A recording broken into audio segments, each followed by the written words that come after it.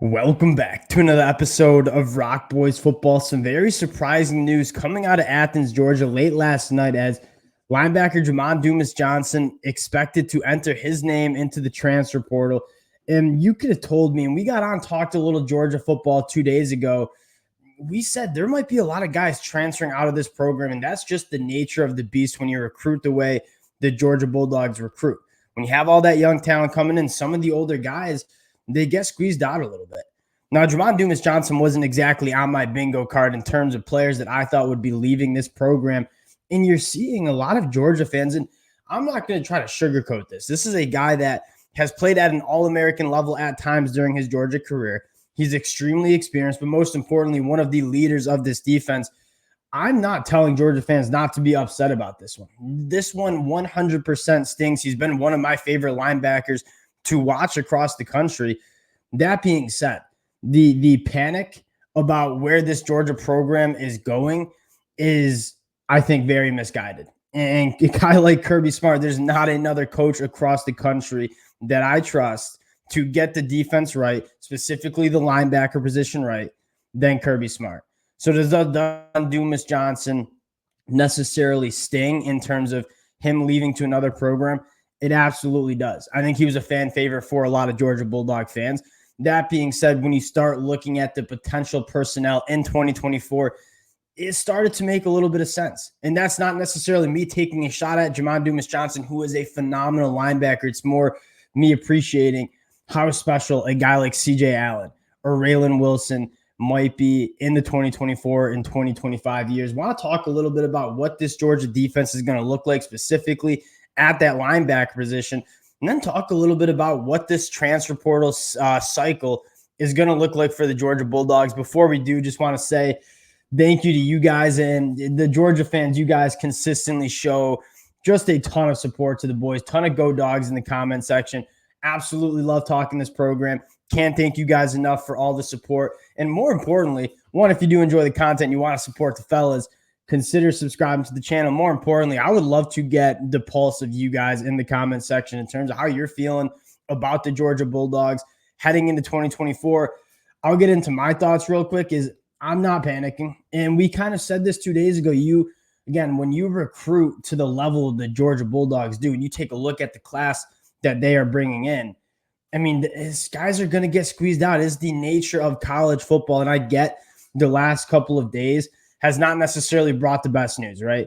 You had Marvin Jones Jr. transfer, Jamon Dumas-Johnson entering the portal, Dylan Raiola obviously seeming like he's going to wind up a Nebraska Cornhusker. You look at all those storylines, all three of them make sense, and all three of them have to do with how good of a football team Georgia is. And you're going to see a lot of players enter their names into the transfer portal for a lot of different reasons. One is coaching change. Two is like they want to take a step to a winning program. The guys who are entering their names into the transfer portal for the Georgia Bulldogs are looking for more playing time and more consistent playing time. And that's not necessarily a bad thing to have, because when you're having guys leave for that reason, it means you have a ton of talent on your roster. And we're talking about a guy like Jamon Dumas-Johnson, who in the preseason was thought to be a first-team All-American caliber linebacker, didn't necessarily play bad in 2023. Obviously, the injury didn't help. He's transferring out to find more playing time in 2024, at least from the scope that I see things. Because you look at this linebacker group the next couple of years and what they have coming through, I mean, it is truly, you're looking at a phenomenally talented room. Not really sure what's going on with Smile London. Wouldn't be surprised to see him go to the draft. Wait and see on that one. But you take a look at just the young talent that is already on this Georgia roster or coming into this Georgia roster. The Jamon Dumas-Johnson news starts to make a little bit more sense. And we saw CJ Allen come in for JDJ and play at an extremely high level for a true freshman. What is he going to look like in 2024? Because it is so rare to see linebackers play as much as CJ Allen did as a true freshman, because that's one of those positions that it's not just raw talent, athleticism, size. Yes, you have to have all those traits to get on the field early, but you have to be able to diagnose. You have to be able to know how to call the defense and play within the defense.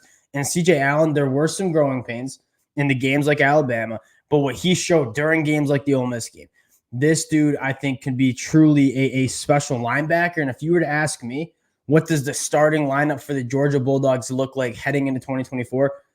It probably includes CJ Allen, and I'm not sure if Jamon Dumas-Johnson would have been on that list. And again, this is in no way me taking a shot at a guy like Jamon Dumas-Johnson, who is one of the best linebackers that you see in the country.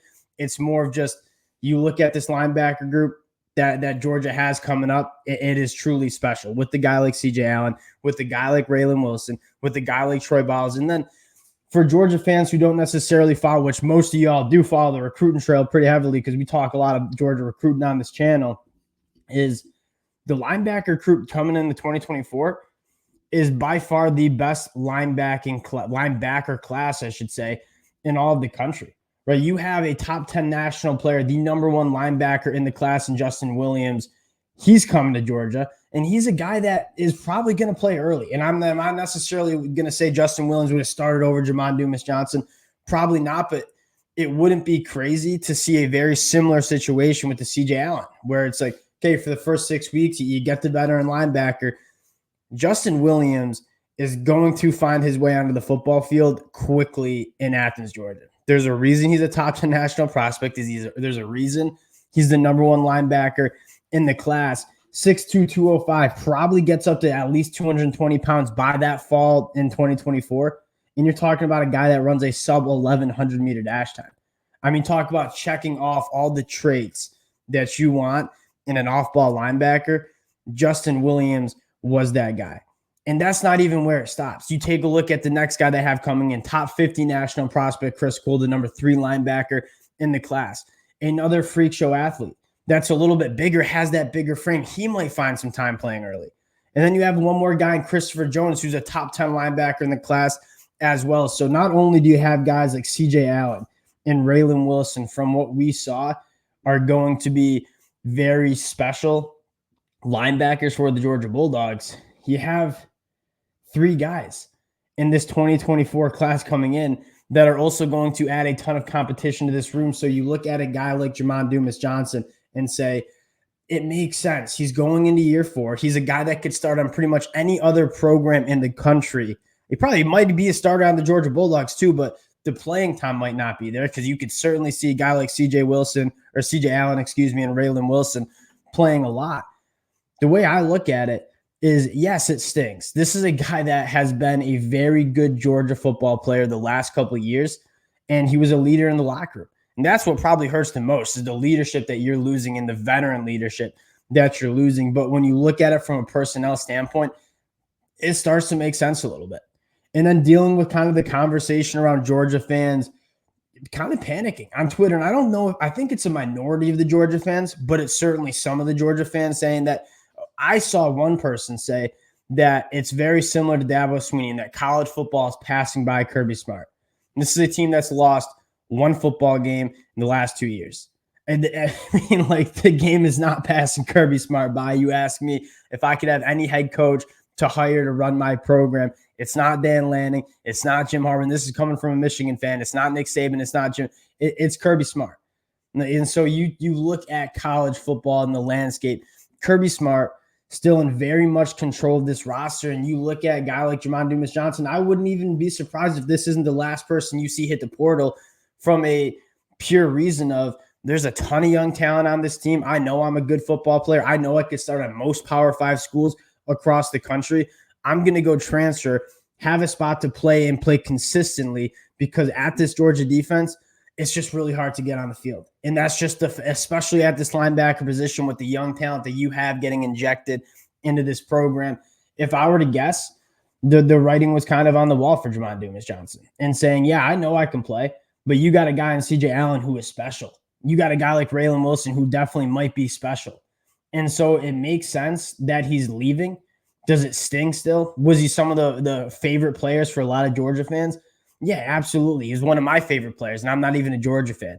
But you look at this program, where it's going, definitely not time to panic in Athens. I think they're going to make some splashes in the transfer portal. They're not going to bring in 25-plus guys, but they're going to bring in a few guys who are going to get this program to a better spot in 2024.